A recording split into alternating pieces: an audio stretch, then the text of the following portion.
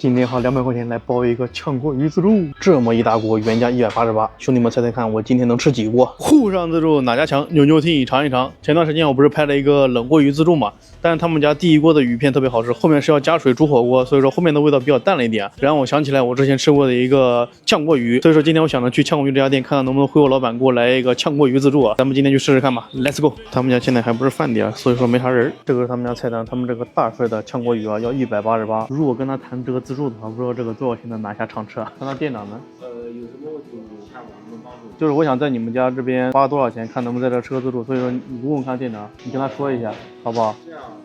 这个服务员小哥一脸懵啊。你好，你好。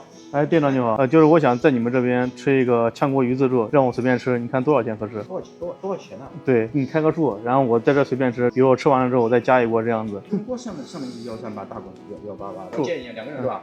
两个点个中锅就可以了，点个飞饼，点个火上菜其实就够了。你人均是150。那你觉得就是我在你这吃个自助多少钱合适？就是你开个一口店。一下是吧？那就200块钱呗。200块钱可以啊，不反悔。就2个人，不反悔，你随便你吃。好，成交，视频为证啊。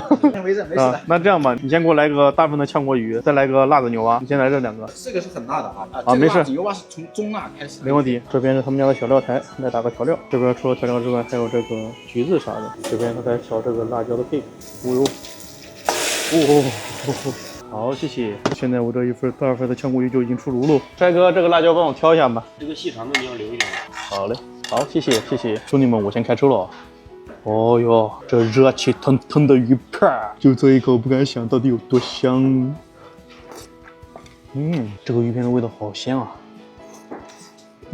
它前面淋的那一圈热油，完全激发了它的这个香气。薄薄的鱼片，口感奇嫩无比。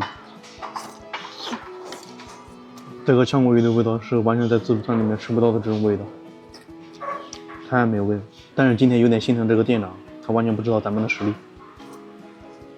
虽然它是鱼片，但是它还是会有刺的，你们吃的时候一定要注意一点。这个辣子牛蛙上来的时候我都震惊了，这是我的手啊，哇塞，我直接亚麻呆住了，比之前吃的弄堂川的这个量还大呀，看着这个量真是杠杠低呀。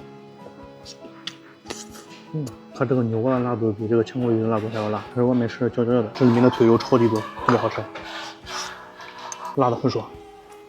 这个牛蛙的口感吃也很好。再来一个小贝贝。它这个吃的太爽了，主要里面的辣椒都有好多。吃这个牛蛙，吃这个鱼，感觉就很轻松，一点负担都没有，吃着也不怕胖。都是优质蛋白。兄弟们大意了，它这个鱼片快吃完了，但是发现它里面有好多这个魔芋。说实话，这玩意的饱腹感可比鱼片强多了。咱不浪费，必须要把这个吃干净之后，如果说还能吃得下，再加锅。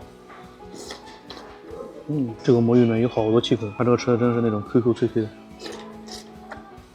你别说它这个魔芋做的好好。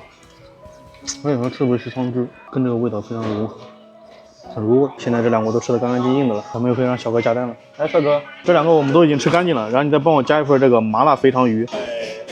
好，谢谢。咱们后面就先点一份，别到时候吃不掉了就丢人了。我们第2锅麻辣肥肠鱼就已经来喽，看它这个里面肥肠倒是不少哎，不知道是不是我的错觉，感觉这一锅更香更辣了。尝一下。它这个味道更偏向是麻辣水煮鱼。再来一口大肥肠。它这个肥肠吃的非常有嚼劲。烧的还挺入味的。这一锅感觉比上一锅更辣，风味的话还是炝锅鱼更好吃一点。这个吃着只感觉比那个更辣了，但是吃着没有炝锅鱼的风味足，感觉还是炝锅鱼更好吃。早知道再来一锅炝锅鱼了。它这个锅里面配菜有木耳、莴笋、豆芽和花菜，来一个木耳。莴笋，一大坨豆芽，小花菜。经过不懈的努力啊，终于这个锅里面只剩下一些豆芽跟蔬菜了。最后咱们就慢慢把这个蔬菜吃完就差不多了。说实话，这个3锅饱腹感还挺强的。而且尤其是这最后一锅，比前面那2个更辣。帅哥，我这边买下单，总共多少钱？200块。我们这边老板已经说好了，收你200。好，谢谢。哎，好了，你直接扫就可以。好，谢谢。OK， 好，付好了，现在就已经出来了。说实话，今天200块钱能吃2锅鱼加1份牛蛙，真的是太过瘾了。